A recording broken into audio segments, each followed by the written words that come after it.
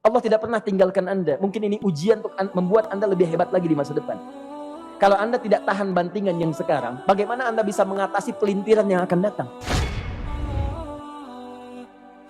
Semua keadaan jiwa kita, hati kita, perasaan-perasaan kita sudah lebih dulu bahkan pernah dirasakan oleh Nabi Muhammad SAW. Kalau Anda pernah gelisah, Nabi dulu pernah gelisah. Kalau Anda bahagia, Nabi juga pernah bahagia. Kalau Anda merasakan kekhawatiran, Nabi dulu pernah khawatir. Dan miniatur kehidupan kita sudah dicontohkan dalam perjalanan kehidupan Nabi Muhammad SAW agar kita bisa belajar mengatasi problematika kehidupan. Allahu Akbar, kalau beliau tidak diutus oleh Allah, kita tidak tahu bagaimana cara menyelesaikan pemetaan kehidupan kita hingga dengan saat ini. Bahkan satu ketika pernah beliau kemudian dalam masa yang telah panjang berdakwah, qadarullah kemudian ada wahyu yang jeda datangnya tidak seperti biasanya. Biasanya datangnya cepat, berganti hari turun wahyu, ganti pekan turun wahyu. Ini beberapa masa wahyu belum turun. Ada hikmah di balik itu. Teman-teman sekalian, tiba-tiba beliau naik ke atas bukit, wahyu belum turun juga. Pulang ke rumah, belum turun juga. Sampai keadaan itu terlihat oleh kalangan kafir Quraisy dan mereka berkata, lihatlah Muhammad sudah gila, dituduh gila. Jadi kalau Anda cuma dituduh dengan hal-hal yang ringan, dituduh soleh, kan? Dituduh kemudian orang yang berubah, dituduh semakin beriman dan sebagainya, barangkali itu lebih baik. Nabi dituduh gila, Anda bayangkan. Tuh Muhammad sudah gila, Muhammad sudah ditinggalkan oleh Tuhannya, Muhammad sudah kehilangan pegangannya, Muhammad sudah tidak punya orientasi, orangnya sudah nggak jelas, bolak-balik tidak karuan, naik ke atas bukit seakan-akan orang yang frustasi dan seterusnya. Tapi tahukah Anda apa yang terjadi? Setelah berbagai cacian, makian, tuduhan macam-macam diterima oleh Nabi SAW, lantas tibalah masanya Allah menurunkan satu surah, bahkan disandingkan dengan surah yang lainnya, bersandinglah dua surah ini secara bersamaan turun. Surah ke-93 dan surah ke-94-nya terkait berkelindan memberikan satu harapan yang sangat panjang. Kata Allah, wadduha wal-laili idza saja ma wadda'aka rabbuka wa ma qala walal akhiratu khairul laka minal ula walasawfa yu'tika rabbuka fatarda alam yajidka yatiman fa'awa ووجدك ضالا فهدى ووجدك عائلا فأغنى فأما اليتيم فلا تقهر وأما السائل فلا تنهر وأما بنعمة ربك فحدث. Ya Muhammad, saya bersumpah dengan waktu duha. Kalau kita baca dengan ilmu balaghahnya, itu bukan sekedar sumpah mengilustrasikan waktu duha, karena di ilmu balaghah itu nanti ada 3 turunan ilmu. Ada disebut ilmu ma'ani, ilmu mencari kata-kata sehingga ungkapannya sesuai untuk disampaikan. Mana kata-kata yang tepat untuk disampaikan dalam konteks yang ingin dibicarakan. Itu ma'ani namanya. Kemudian setelahnya ada ilmu bayan. Bagaimana mengemas kosakata yang bagus ini sehingga bisa disampaikan dengan jelas. Orang tidak bingung menerimanya, paham maksudnya. Kemudian setelah itu kadang-kadang jelas kalimatnya, tapi kedengarannya tidak indah. Woi, rapatkan, woi, apa belum paham juga? Rapatkan saf. Memang jelas, tapi nggak ngenakin. Maka bagaimana caranya disampaikan dengan jelas, tapi hati kita terasa nyaman. Memuji terasanya nyaman diserahkan kepada Allah, tapi ada kebahagiaan. Disampaikan tidak terasa tergurui, diperintahkan serasanya diberikan jalan untuk mendapatkan kebaikan. Maka yang ketiga disebut dengan ilmu badi' namanya. Ilmu menghiasi kalimat yang disampaikan sehingga terasa dengan nikmat. Turunannya nanti ada majaz namanya. Mengambil sebuah kalimatnya untuk diposisikan pada kalimat yang nyaman disebut dengan kinayah turunannya. Maka teman-teman kata Allah, wadduha, diterjemahkan demi waktu duha. Bukan sekedar waktu duha. Karena duha itu ada cahaya yang indah. Dirasakannya enak. Antum keluar waktu duha kan enak tuh. Berjemur, kata orang Sunda moyan gitu kan. Datang, bahkan sampai dianalisis ada vitamin D-nya bisa terasakan. Ya, kemudian setelah itu ada kenikmatan enak suasananya. Seakan-akan dunia milik sendiri, yang lain numpang. Wah, nyaman keluar itu. Baik, jadi wadduha itu ingin bersumpah mengilustrasikan waktu kenyamanan yang pernah dilalui. Kalau dalam bahasa tafsir yang luasnya, saya bersumpah Muhammad, demi segala kenikmatan yang pernah engkau rasakan dalam hidupmu, seperti engkau merasakan cahaya duha itu. Engkau pernah senang, saya bersumpah dengan kesenanganmu. Engkau pernah tenang, saya bersumpah dengan ketenanganmu. Engkau pernah nyaman, saya bersumpah dengan kenyamanan yang pernah engkau rasakan. Wal-laili idza saja. Dan aku pun bersumpah demi gelapnya malam. Demikian terjemahannya. Bukan sekedar gelapnya malam, saja itu sesuatu yang pekat. Ya, ini belakang kelihatan agak gelap nih. Untuk memberikan proyek, kesini aja Pak, saya cuma ngasih contoh. Contoh, saya bukan mengeluh, bukan, ingin memberi contoh. Ya, contoh pada ilustrasi yang mau saya sampaikan. Gak apa-apa, biarkan saja. Saya mau contoh kasih kata saja. Ya, ini belakang agak gelap untuk memproyeksikan cahaya ke sini. Tapi yang mau saya sampaikan, kalau gelapnya begitu pekat, semua cahaya ini nggak ada. Cahaya nggak ada nih, sama sekali tidak kelihatan. Saya mau tanya pada Anda, beraktivitasnya mudah atau sulit? Mudah nggak menemukan sendal Anda di luar? Belum tentu. Menemukan jalan keluar pun belum tentu mudah. Anda mesti meraba-raba jalan. Anda mesti kemudian melihat sesuatu dengan pandangan mata hati Anda. Raba, dan sebagainya. Sampai menemukan jalan itu pun belum tentu benar. Itulah yang disebut dengan gelapnya malam saja pekat. Kadang-kadang ada orang yang menghadapi satu kesulitan yang pekat, suasananya siang, cuman karena masalahnya begitu pekat seakan-akan membuat diri dia gelap. Jalan susah, limbung gitu. Kenapa gelap ya? Padahal terang. Karena masalah menggelimuti dirinya seakan-akan dia diselimuti masalah yang gelap. Bimbang dia, makan gak enak, minum gak nyaman, dan seterusnya. Ya, biasanya makan ayam tenang, ini dikasih yang lebih enak juga rasanya pahit, gak enak zamannya. Maka kalau kita ilustrasikan dalam suasana tadi Muhammad, saya bersumpah, engkau pernah hidup nyaman ataupun engkau mengalami masalah yang sangat pekat dalam kehidupan. Engkau alami sesuatu yang dahsyat sampai engkau bingung, bimbang, pekat, mereka menuduhmu dengan macam-macam. Ma wadda'aka rabbuka wa ma qala. Saya pastikan kepadamu, dalam keadaan nyamanmu seperti dulu ataupun engkau bimbang seperti sekarang, Tuhanmu tidak akan pernah meninggalkanmu ataupun menuduhmu gila.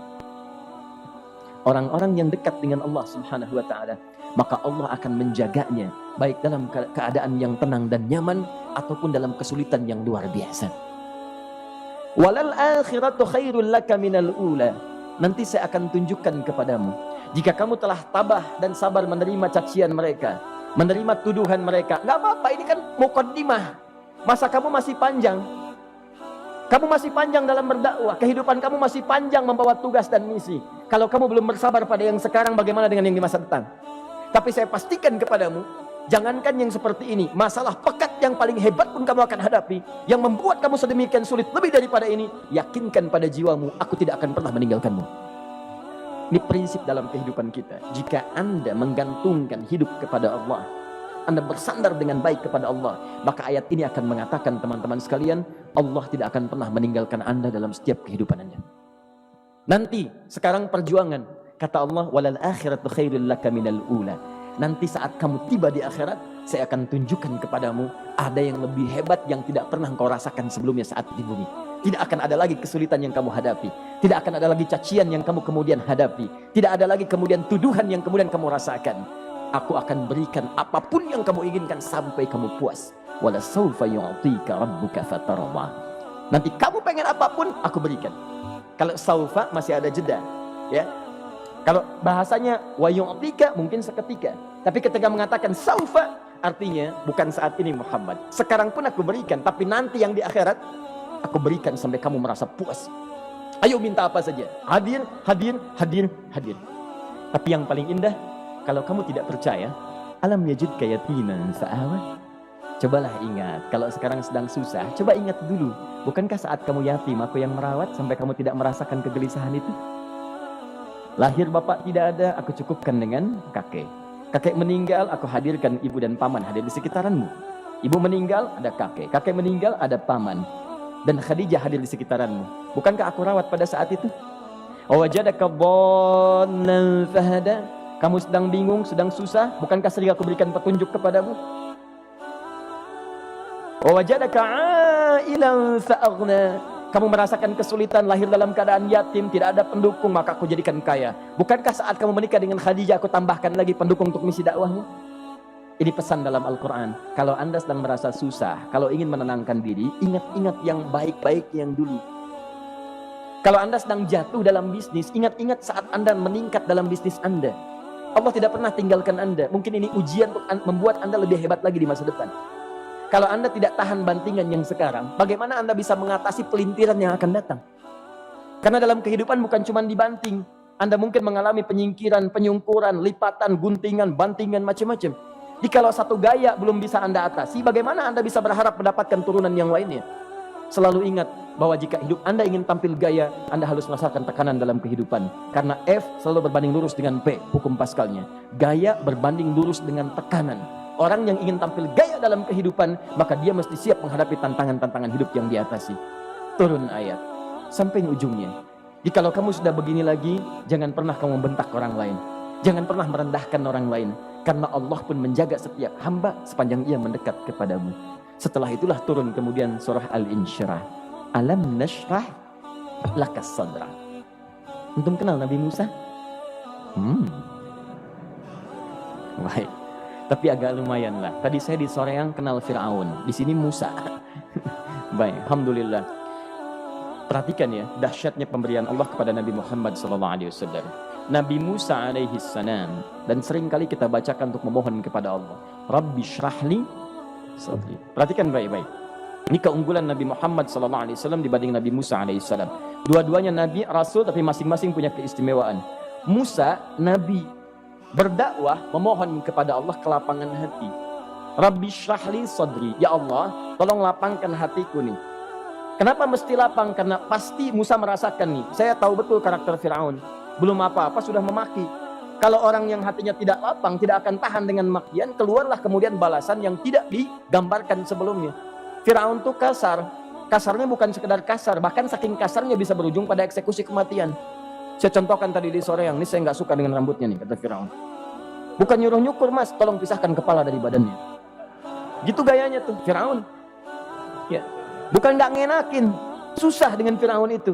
Jadi kalau belum apa-apa datang Musa ke situ, hatinya tidak seluas samudra, hatinya tidak lapang, cuman seluas gelas, tidak akan sabar menerima cacian Fir'aun. Begitu datang dicaci, dasar anak gak tahu diri, gak tahu malu, sudah saya rawat begini. Ya Allah, saya bosan dengarnya, matiin aja sekarang. Musa Nabi berdoa dikabulkan. Cuman kalau Fir'aun kemudian ajalnya misal wafat pada saat itu, tidak akan jadi contoh kepada kita untuk kekinian. Bagaimana orang yang bebal untuk bertobat kepada Allah Subhanahu wa ta'ala. Bagaimana penyimpangan dalam kedudukan. Bagaimana dia kemudian akrab dengan pengusaha yang gelap. Di pengusaha gelap berpartner dengan penguasa zalim. Sudah ada dari dulu. Pengusahanya disebut dengan Qarun. Kemudian mohon maaf, ya, yang pemimpinnya disebut dengan Fir'aun, tokoh intelektualnya disebut dengan Haman. Makanya cerita ini komplit di Quran, sudah ada. Di setiap persoalan dalam kehidupan masyarakat disebabkan tiga hal yang berkolaborasi. Kalau bukan penguasa zalim, berpartner dengan pengusaha gelap, ditopang oleh intelektual yang sembrono. Itu persoalan. Jadi kalau ada sekarang intelektual menyalahgunakan kepintarannya, dia terlambat, sudah ada Haman dulu. Dan gak usah bersaing, dia bisa bikin piramida, Anda belum tentu bisa membuatnya, kalah Anda, masih kalah hebat. Ya, jadi kalau dititipkan sesuatu jangan disimpangkan. Yang ingin saya sampaikan, Musa mengatakan Rabbi syrahli sadri. Nabi berangkat berdoa dikabulkan oleh Allah. Nabi Muhammad belum minta turun ayat Alam nashrah laka sadra. Yang ini minta Rabbi syrahli sadri. Nabi Muhammad Alam nashrah laka sadra. Muhammad mulai dari peristiwa sehingga engkau akan lebih sabar lagi menerima tantangan-tantangan dakwah. Mulai sejak itu jangankan dimaki, dilempar batu di Taif. Dari Mekah pergi ke Taif dengan Zaid kemudian. Sampai di Taif mendapatkan sesuatu yang tidak dibayangkan sebelumnya. Kalau cuma dihentikan saat mengajar, wajar. Ini dilempari batu. Anda bayangkan? Bisa kebayang nggak? Lempari batu tuh. Dilempar. Zaid jadi tameng, berdarah-darah, kemudian mundur, beristirahat di bawah tepian pohon. Begitu beristirahat, datang malaikat penjaga dua gunung. Turun malaikat dengan kesal mengatakan, Ya Rasulullah, mud yadaika ilas sama. Ya Rasulullah, angkat tanganmu ke langit, minta kepada Allah, aku angkat dua bukit di Taif, aku himpit keduanya. Aku himpit penduduk Taif dengan dua bukit itu. Apa jawab Nabi? Karena sudah mendapatkan kelapangan, ketenangan, belajar dari peristiwa-peristiwa tadi, indah jawabannya. Lah, katanya, tolong jangan lakukan. Innahum qaumun la ya'lamun. Mereka belum paham saja. Mereka belum mengerti. Tolong jangan lakukan. Aku bermohon kepada Allah. Boleh jadi nanti di masa depan akan ada hamba-hamba terbaik yang lahir dari bumi Taif ini. Kemudian beliau berkata, Rabbi, ila man takilluni. A ila qaribin yu'limuni am ila ba'idin yu'dhini fa ana radin ma lam taghdab ilayya. Ya Allah, kemana lagi engkau akan utus aku untuk berdakwah setelah peristiwa ini? Apakah tempatnya lebih dekat aku jangkau sekarang tapi di situ aku akan disakiti lagi? Ataukah jaraknya masih jauh tapi di tempat itu aku akan dizalimi lagi? Aku ridha ya Allah dengan itu semua, asalkan engkau tidak marah kepadaku. Asalkan engkau tidak marah kepadaku. La haula wala quwata illa billahil aliyil azim. Begitu kelapangan itu muncul, ridha dengan ketetapan dan siap, tabah, kuat, hadir dalam jiwanya. Tiba-tiba turun undangan, tunaikan Isra dan Mi'raj. Diangkat statusnya, naik mendekat kepada Allah Subhanahu wa taala. Dihilangkan bebannya, wa wada'na anka wizrak alladzi anqadha dhahrak. Itu hikmah, teman-teman. Barangkali kalau antum saat ini datang ke masjid ini untuk kajian, sedang bawa beban, ada kesulitan, penuh dengan macam-macam, barangkali dibacakan surat Ad-Duha tadi untuk memberikan harapan kepada Anda. Ini bukan PHP, karena ini bukan masalah urusan manusia.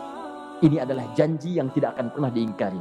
Innallaha la yukhliful mi'ad. Kata Allah, Anda punya masalah, ingat suasana tenang pada masa lalu. Bukankah saya memberikan ketenangan kepadamu? Mendekat kepada saya, Anda bersabar, yakinkan bahwa ujian yang saya berikan saat ini sesungguhnya untuk membuat kamu lebih hebat di masa depan. Karena orang hebat tidak akan pernah sepi dari ujian untuk membuat dia lebih kuat menghadapi tantangan dalam kehidupan.